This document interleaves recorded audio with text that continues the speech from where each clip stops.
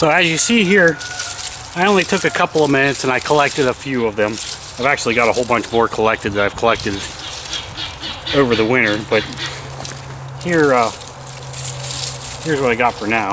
But anyways, first thing I usually do with these is I just snap off all these limbs, because I mean, some people mess with the limbs and make cordage out of them. I don't. I have enough of these growing around my house and I know where to find them. I'm not going to mess with these little dinky things. But that being said, if I really needed the cordage, then heck yeah, I would definitely mess with these things and go ahead and work them out. And when I get to the end, I just cut the end off. I don't mess with them. And I do that to all of them. I just strip the limbs down. Try it when you strip them down though, try not to peel the actual cordage off there, because that's actually the part you want. And you just keep going like so until you get to the end, and you just take your knife and you cut it off.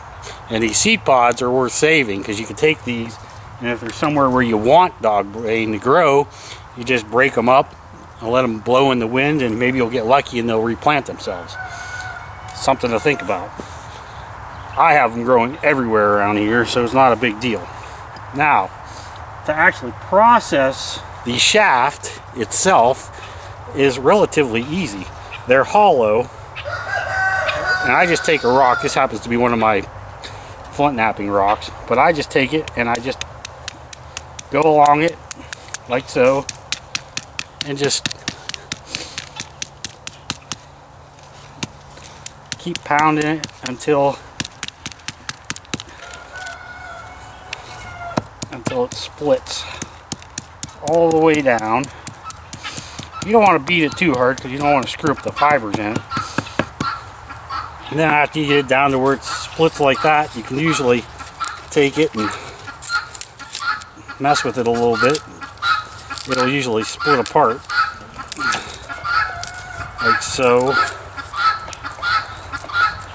And you just split it up and split it up.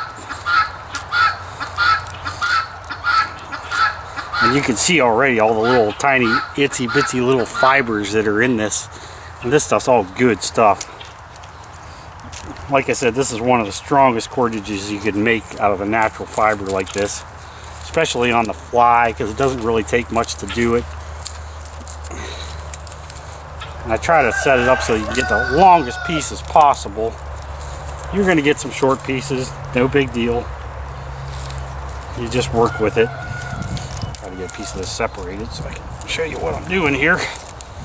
So then you get to this part, and what you really want is this outside bark.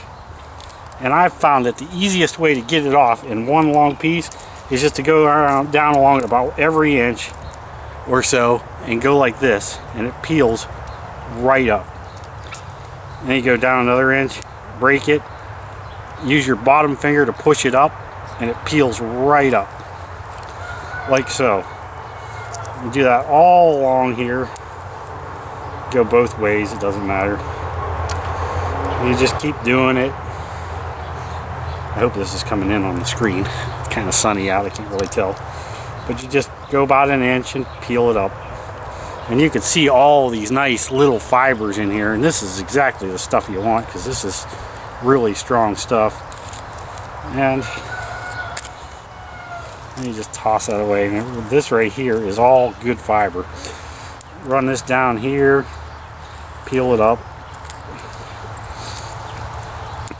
Peel it up again. And then you just keep doing it till you get a whole bunch of bushy stuff. You try to get all this woody stuff out though, because it just gets in the way. And I guess I'll just go ahead and finish this piece up. You just peel it up. The more fibrous it gets, the better off it is, so it's not a big deal. You just don't want to throw too much of it away.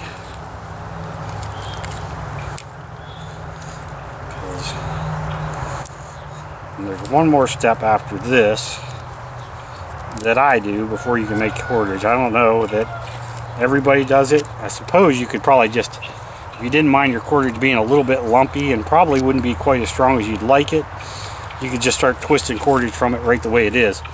But I try to break it down even farther. And how I do that is, get the rest of this done. I've made a lot of cordage like this. It works really good. I think maybe this summer I might do a little primitive fishing and go ahead and show you guys how to do, you know, make up a fishing line and stuff, and maybe some hooks, maybe some bone hooks. We could flint knap a hook, but that takes a little bit of extra experience too. And you know, but I might do it anyways just to show you guys how it's done. Actually, it's almost a little tricky for me too. But then you get it down to where you're down to about here. There's another piece of woody stuff there, but you just peel that out. No big deal. I'm just gonna peel this off to get it out of the way. And you end up with this, and it's a bunch of just real fibery stuff. But if you look on the other side of it, you got the fibers on this side right here. You flip it over and you still got the little bit of the red bark on there. The easiest way I've found to get that red bark off is to just take it and go like this and just break it up like you were gonna make a tender bundle out of it. You just break it up and you can see all the red stuff that's falling down right on my knees and everything. And you just keep doing it and doing it, and then when you get done you can just kind of work it out and stuff, but you got to really work it. Sometimes it just pulls out after you do that, but you just keep going and going. And I think I'm going to stop right there. I'm going to work this stuff out a little bit, peel all this red bark out of here. Probably won't get every little piece out, but that's not that big of a deal. I'll get 90% of it out and then we'll be ready to go on to the next step, which is actually making the cordage itself. So I'll see you guys in a minute.